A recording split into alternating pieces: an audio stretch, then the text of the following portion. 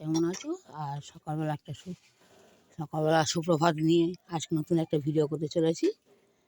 দেখো সকালবেলা একদম সকালবেলা দাদা চা নিয়ে বসে গিয়েছে, খেতেও আরম্ভ করে দিয়েছে। আর প্রতিদিনের মতন জানো আমরা প্রতিদিনই কালো চাটাই খাই। দাদা একটু মুড়ি আর চা খায়, আর আমি বিস্কুট, আর তার সাথে কালকের একটু নিয়ে এসেছিলাম। দেখাই, যেহেতু আমি আনি আর কতটা ভিডিও করি না আমি। যে এখন কেক রয়েছে, এটা আবার কালকে নিয়ে এসেছি। এই কেকটা বন্ধুরা চাঁদে খুব ভালো লাগে খেতে, পিস করা কেকটা। দেখ তোমাদেরকে একটু দেখাই। এটা যদি আমি খাবো না, আমার গ্যাসের প্রবলেম, সকালবেলা এত মিষ্টি জিনিস খেলে, এটা দাদাভাই দিয়ে দিই, দাদাভাই খেয়ে নিই। আমি খাবো একটু বিস্কুট আর চা। তা যাকে আজকে সারাদিন কী করছি না করছি সবটাই তোমাদেরকে দেখানোর চেষ্টা করব। এরপর রান্নার দিকে যাব, সেটাও দেখাবো। এই দেখো বন্ধুরা, আমার নন্দা এলো, আমার ননদের হাজব্যান্ড। এই আবার একটু চা করলাম, ভাইকে একটু দিলাম, আর আমি একটু চা খাবো। আমার এরকম 3-4 বার চা হয়ে যায়, তবে যেটা ভিডিও করি না আমি সচরাচর। আর আজকে একটু ইচ্ছা হয়েছে, আজকে পুরো দিনের ভিডিওটা তোমাদের সাথে শেয়ার করব। তাই যাই হোক, এই যে আমার নন্দাই, আর এই চা দিয়েছি, চা দুজনে কালো চা, আর আমি একটা এই বিস্কুটটা কারো ভালো লাগে জানি না। দেখো বন্ধুরা, এটা খাস্তা বিস্কুট। এটা তো আমার খুবই পছন্দের বিস্কুট, যদিও এটা কম দামের বিস্কুট হলেও কিন্তু খুবই ভালো লাগে।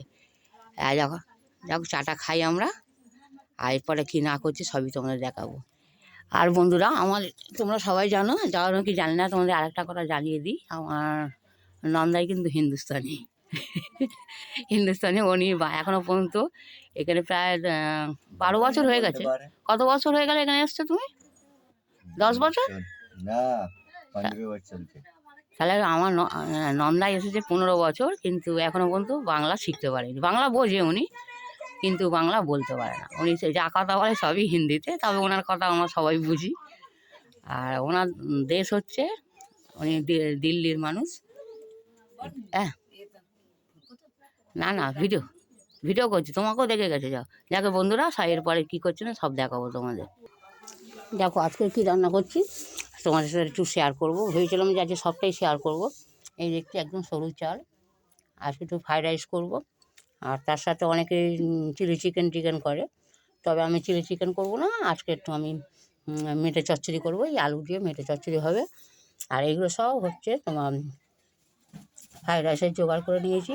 বিনস নিয়েছি, গাজর নিয়েছি, আর একটু কষে মাংসের জন্য একটু পেঁয়াজ কুচি নিয়েছি, ফুলকপি দেবো, মটরশুঁটি দেবো, আর হবে বেগুন ভাজা। যাকে রান্নার ভিডিওটা তোমাদের সাথে দেখানোর চেষ্টা করব আমি। আর সাথে থেকো, আমার সাথে থেকো। এরপর দেখাচ্ছি রান্নাবান্নার ভিডিওটা দেখাবো তোমাদের সাথে। এই দেখো বন্ধুরা, এই ভাত বসিয়ে দিয়েছি, একদম সরু চালের ভাত। জানি না কিরকম কী হবে, আজকে তো ইচ্ছা করলো। এটা গোবিন্দভোগের চালেরই মতন ছোটো ছোটো ভাত, দেখতেই পাচ্ছ। এই এক রকমের সরু চাল এটা।